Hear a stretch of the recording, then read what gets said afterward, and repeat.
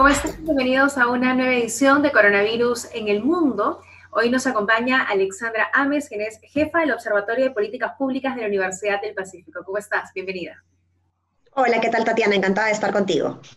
Bueno, es importante analizar en este momento, luego de haber escuchado el día de ayer al presidente de la República, Martín Vizcarra, en su mensaje a la Nación, las políticas públicas que se han venido enfrentando y aplicando en ese momento hasta la fecha y lo que se va a hacer de ahora en adelante en ese momento en el que nos encontramos ya conviviendo con el coronavirus y sobre todo, pues, teniendo en cuenta que esto se va a seguir manteniendo por lo menos por los próximos meses.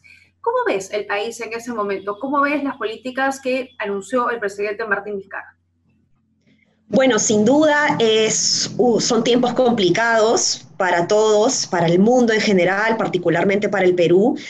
Y este último año de gobierno, el presidente no la tiene fácil. Sin embargo, considero de que si empezamos a poner a los ciudadanos en el centro de las políticas públicas, vamos a saber destrabar adecuadamente todos los procesos burocráticos que están evitando hacer una gestión adecuada de compras y adquisiciones como estos problemas que se han venido teniendo alrededor de la instalación de camas y salas UCI, por ejemplo, o equipamientos para los médicos, para los puestos de salud.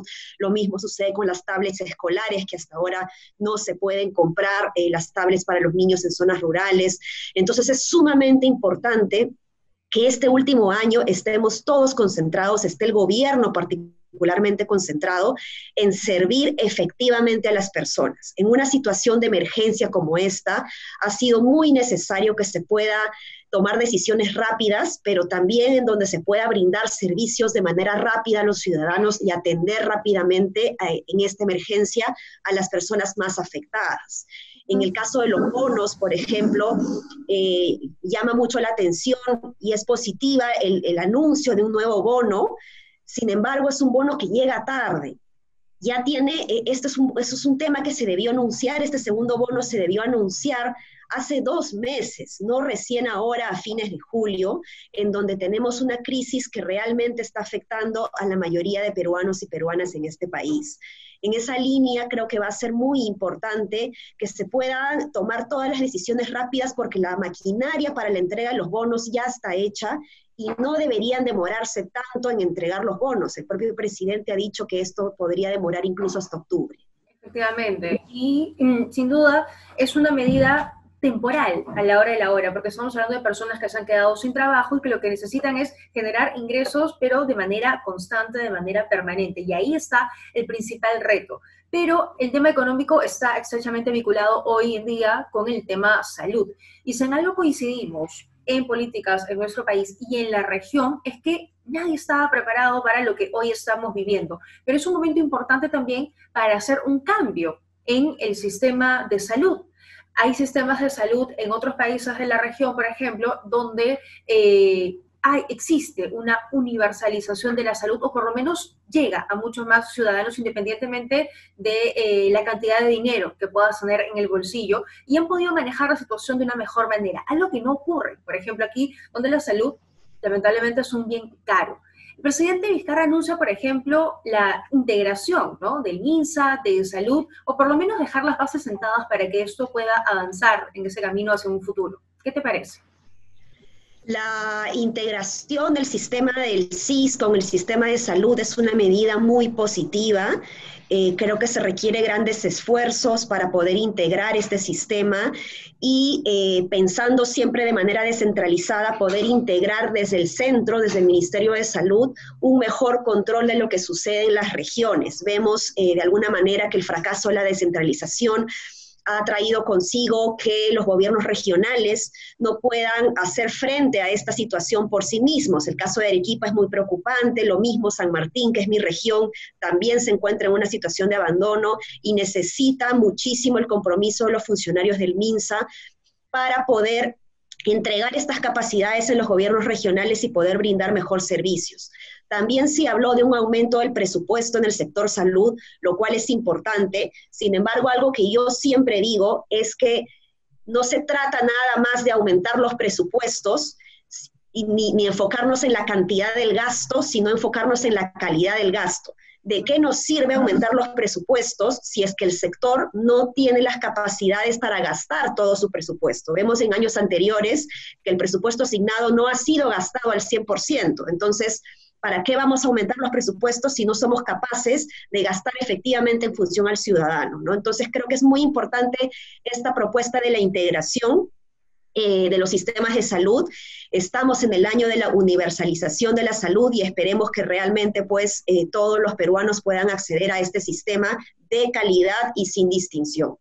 Y sobre todo porque además apuntamos a un país más descentralizado, ¿no? Para que el gobierno central no tenga que volver a intervenir en otras regiones como está ocurriendo en el tema sanitario en Arequipa, sino que cada uno sea autónomo y pueda además, no solo con el presupuesto, sino con una adecuada gestión, poder implementar las propias políticas para que se ajusten a las necesidades de sus propios ciudadanos.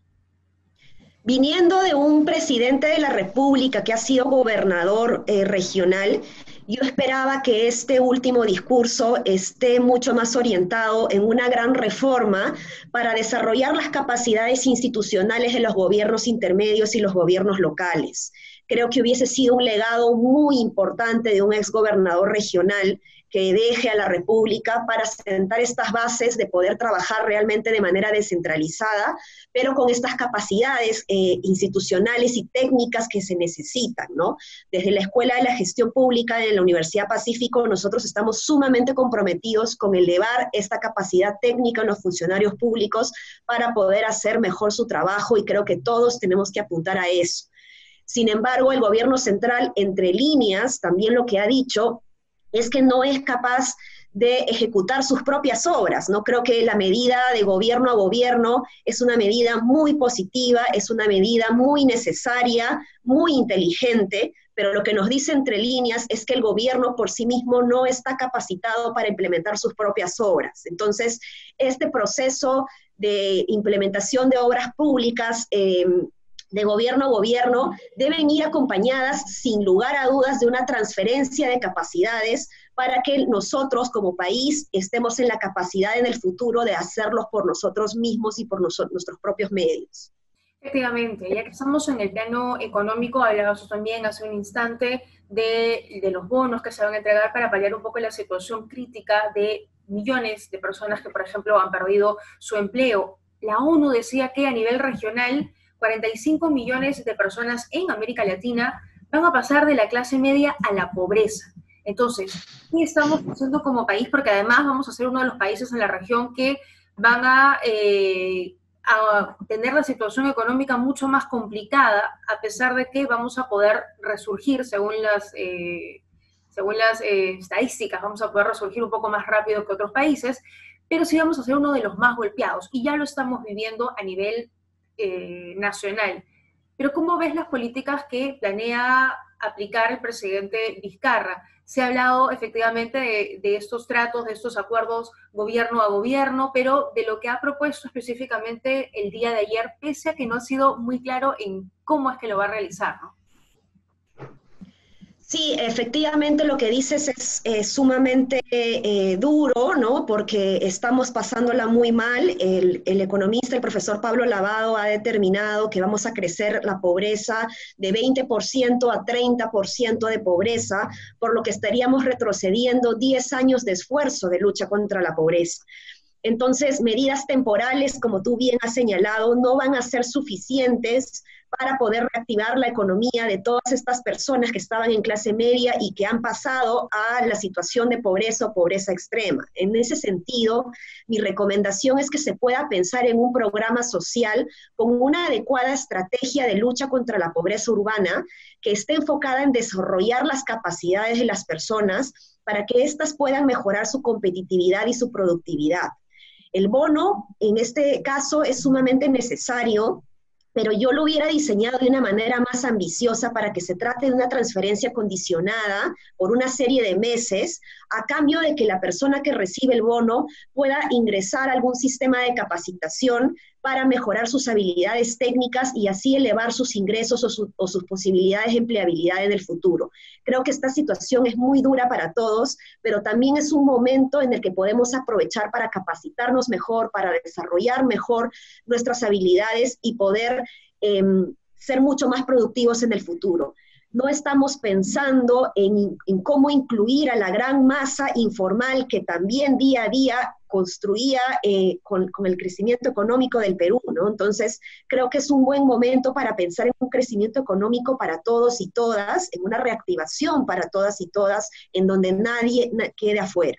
Efectivamente. No, la verdad es que no sabemos cuándo va a terminar específicamente esta situación, pero sí sabemos que el panorama por lo menos puede cambiar un poco cuando ya tengamos disponible la vacuna en el mundo y cuando llegue al país y cuando pueda ser distribuida. El presidente ayer anunció que tenemos la certeza de que cuando esté disponible en nuestro país va a ser considerado un bien público universal, pero la carrera va a ser complicada porque hay potencias en el mundo como Estados Unidos, que ya compró 100 millones de vacunas, pese a que todavía no está disponible, lo mismo el Reino Unido, lo mismo Brasil, y solo por mencionar algunos países grandes. Entonces, nuestras posibilidades de acceder a la vacuna pronto, cuando esté disponible, son bastante complicadas.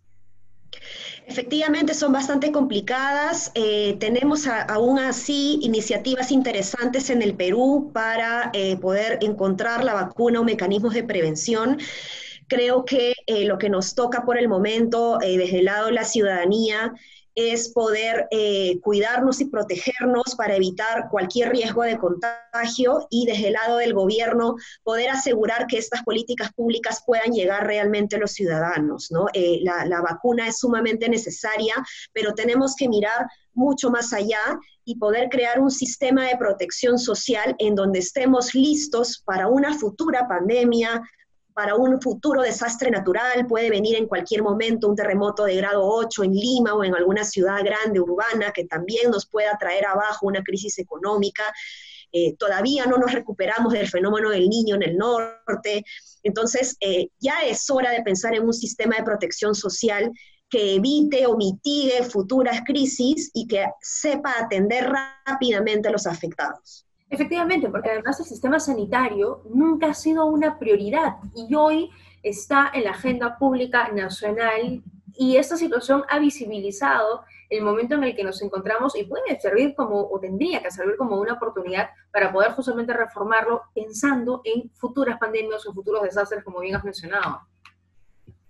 Yo sé que es bien trillado decir que toda crisis es una oportunidad, pero es una frase muy cierta y lejos de encerrarnos en los desafíos que tenemos, creo que tenemos que empezar a corregir todas estas brechas que han existido a lo largo de nuestra historia de la República y empezar a construir efectivamente este ideal republicano con una democracia que funcione para todos y todas y no solamente para los que más tienen.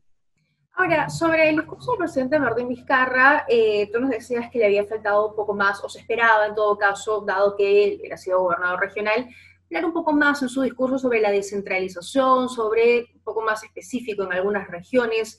Hay quienes aseguran también que le faltó hablar un poco de materia internacional, de política internacional, sobre todo en el contexto electoral en el que estamos encausados, y que habría sido interesante escucharlo hacer una autocrítica también de su gobierno, de los aciertos y desaciertos que ha enfrentado su gobierno en estos meses. ¿Qué te parece? Efectivamente, un anuncio, un mensaje a la nación en 28 de julio es un balance de la gestión, ¿no? Y en un balance uno cuenta los aciertos y también los desaciertos. Creo que algo que es muy positivo en los gobernantes es que puedan reconocer cuáles han sido sus errores y cómo los han podido corregir, ¿no? Entonces, en esa línea, yo me uno a este análisis en donde considero que faltó autocrítica, creo que se señaló más los errores de gobiernos anteriores, se señaló más la herencia de problemas que se ha tenido en el actual gobierno y no lo que el gobierno, en lo que el gobierno se puede concentrar para sacar adelante el país, ¿no? Creo que es sumamente importante enfocarnos en destrabar los procesos burocráticos, porque están convirtiéndose en nuestro principal enemigo para brindar los servicios que todos los ciudadanos merecemos.